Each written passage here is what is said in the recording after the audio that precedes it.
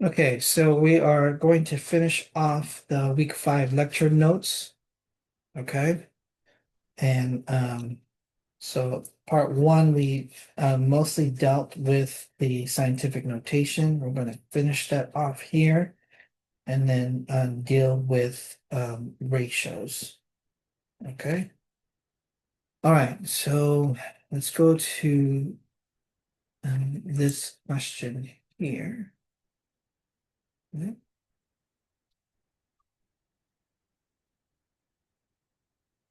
So this one says the signal from a certain satellite takes approximately 0.029 seconds to reach Earth. Write this number in scientific notation. Part B, the total surface area of Europe is approximately this much. Write this number in standard notation. Right, let's go over this. Okay, so the first one is again wants us to write this number in scientific notation. So we have 0.029. So all we have to do is move that decimal to the right. Well, again, okay, to the right 2 times. So that's going to give us for part A 2.9 times 10. So again, when we move our decimal to the right, the power goes down. So that's going to be 2.9 times 10 to the negative 2. Okay.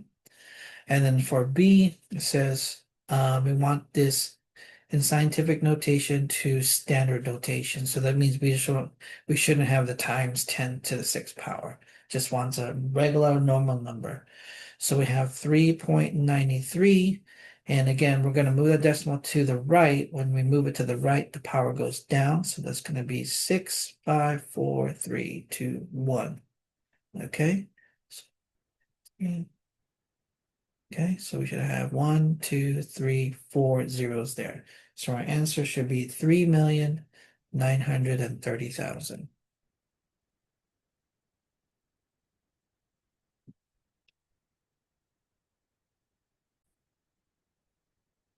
It says here light travels 1.8 times 10 to the 7 kilometers in 1 minute.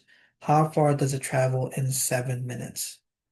Okay, write your answer in scientific notation. Okay, so let's go over this question. It says light travels 1.8 times 10 to the 7 kilometers in 1 minute. How far does it travel in 7 minutes? Okay. So again, we want to write an answer in scientific notation. All right, so all we're doing here is it's telling us that light travels this much in 1 minute. All right, so we have 1.8 times 10 to the 7th power. How far does it travel in 7 minutes? Well, all we need to do is multiply this by 7. That's it. Okay. So we don't have any times 10 to the, power here. So we're just going to multiply these guys together. All right.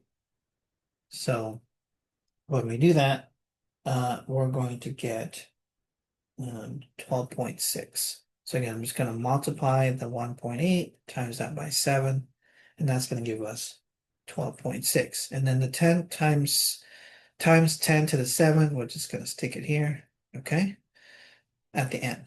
Now, again, it wants us to write this in scientific notation. In this case right now, it's not in scientific notation. Why is that? Because remember, we can only have one number in front of the decimal, okay? This has two numbers in front of the decimal, so I have to move the decimal one more place to the left. So that's going to give us 1.26 times 10 to the what? So remember, when the decimal moves to the left, the power goes up. So that would be 1.26 times 10 to the 8th power.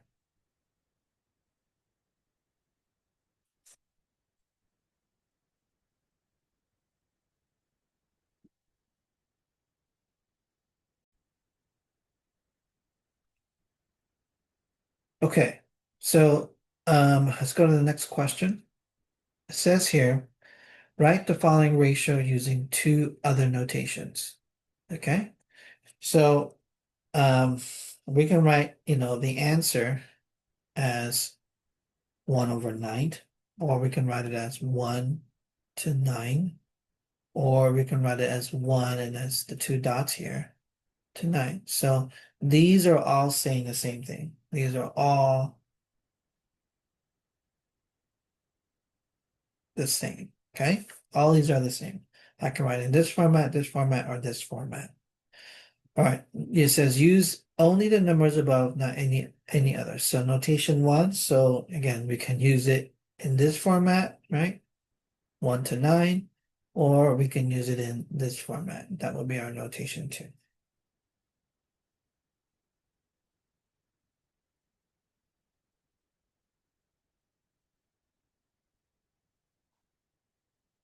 Okay, let's go to the next one. It says here there are 5 red marbles and 6 blue marbles in the bag. What is the ratio of all marbles in the bag to blue marbles? And then what is the ratio of red marbles to all marbles in the bag?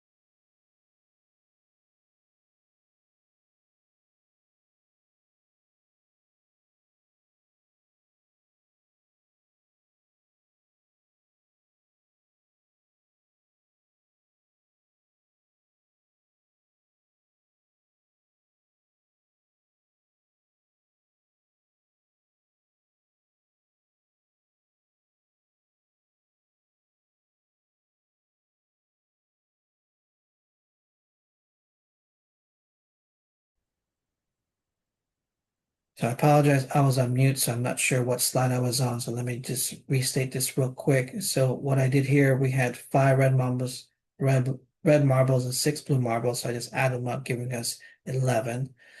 And then we want the ratio of all the marbles to the blue marbles. So that's going to be 11 to 6. And then the ratio of red marbles to all marbles. So that'll be 5 to 11. Okay. And then this one over here, um, slide here, we want to write the ratio as a fraction in simplest form. So I just wrote them as a fraction form. So 4 hours over 24 hours. So notice that the hours, the units hours on the top, hours in the bottom, you can just cancel those. You have 4 over 24, which can be reduced to 1/6.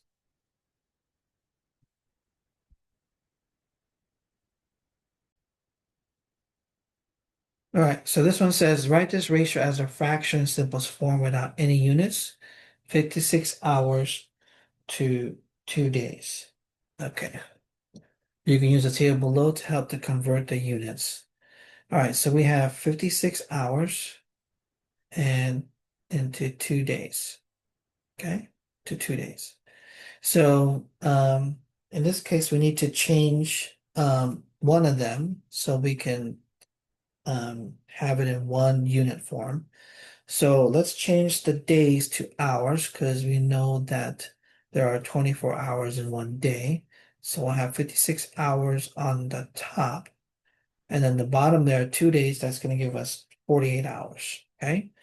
24 hours per day. So that'll be 48 hours here. Okay. So because it says, without any units. So the units there are going to cancel. So we have 56 over 48. And then that can be reduced to 7 over 6.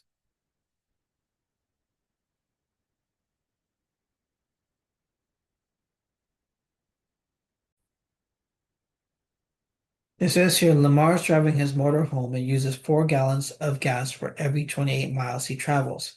Complete the table below showing the number of gallons used and the distance traveled. All right, so there's a lot of ways to do this. How I did this one is I just use proportion. Okay, so I'm going to label these X, Y, Z, and then W. Okay. All right. So I'm going to focus my efforts on these first two columns. All right. And I'm going to write a proportion, the number of gallons to the distance. So the number of gallons to the distance is going to be 4 over 28. Okay. And that's going to equal what? X over 42. Okay. So now I can just cross multiply and divide. So 28, so I'm going to multiply these guys together and then multiply these guys together. So that gives me 28x equals 4 times 42. So that is 28x equals 168 divided by 28, giving us 6. Okay, so x here is equal to 6. So this is 6 right there. All right, so now let's go to the next one.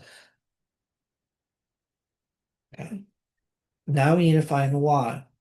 Now I can either use these set of numbers or these set of numbers to compare it with the y. It doesn't matter. Okay. All right. So I'm going to use these sets. So this two pairs here.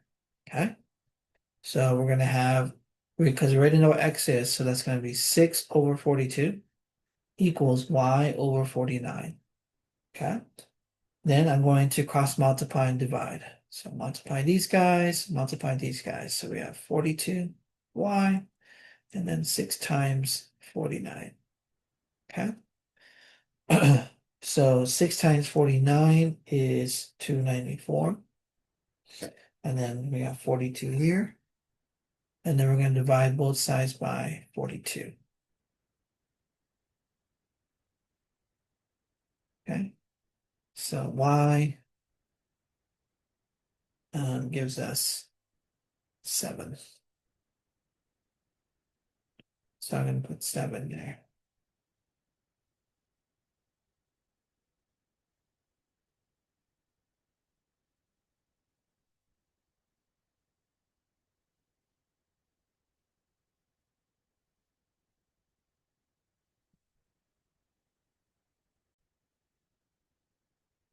Okay.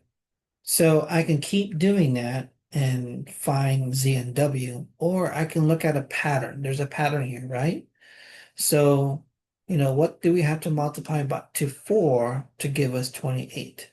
And that was 7. So 4 times 7 is 28. Same thing for this one. What do I have to multiply to x, in this case 6, to give me 42? Well, that's 7. 6 times 7 is 42. It's the same thing. 7 times 7 is 49. So it looks like I'm multiplying each one of these by 7 to get my distance here. So in this case, for the fourth column here, I'm just going to multiply 9.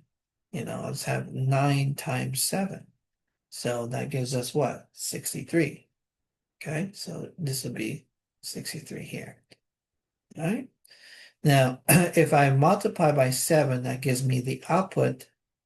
Then this one here, I can just do the opposite. It gives me the output, so I can just, now instead of multiply by 7, I can divide by 7. Okay, and so that will give us 10. So 10 will go in there.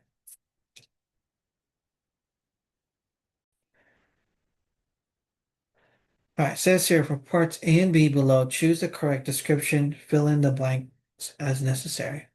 Part A says, a train travels from city A to city B. The table below shows the distance and the amount of time it takes on the train. Okay, so the first column, first row here is the distance in kilometers and the time in minutes. Okay, and we need to figure out, does this train not always go to the same distance, or it appears to go on the same distance each minute, and then predict amount of time to travel 30 kilometers. Okay.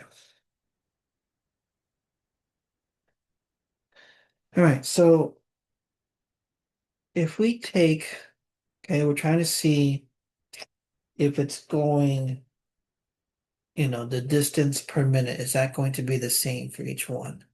Right, so the distance per minute. Okay. So if I take the distance divided by the time, so the first one, I'll get 9/3, which gives us 3.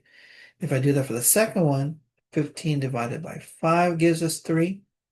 And if I do that for the third one, 27 divided by 9 gives us 3. Okay. So the train does appear to go the same distance each minute. Okay. And then the second part says predict amount of time travel 30 kilometers. Okay. So this one, all we need to do is take the 30 kilometers and then divide it by the 3 minutes. Okay. Or by the rate, sorry. So 30 divided by 3 is going to give us 10 minutes.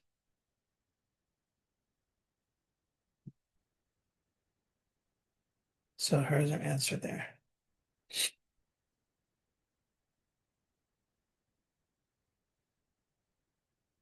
All right, the second part here says Charmaine is deciding how many people to take to the movies. The table below shows the cost for different size groups of people. So we have the number of groups in the first row and then the cost in dollars in the second row. All right, so we're going to follow a very similar format as the other one. But in this case, we're trying to figure out the cost per person. So the cost per person. Okay. So in this case, we're going to take the 32 divided by 4, and that's going to give us 8. So that will be $8 per person. Then I do the same thing for the second column. So we'll have 64 divided by 8. Okay. That will give us $8. Okay. And then the last one is 72 divided by 9. Again, that's also going to give us an 8. Okay, so the cost for each person appears to be the same. So it's $8 per person. Okay, so this is what we want there. All right, so now last one says predict the cost for 10 people. Well, if it's $8 per person, okay, so we're just going to take the 10 people and multiply that by $8 per person, which gives us a total of $80.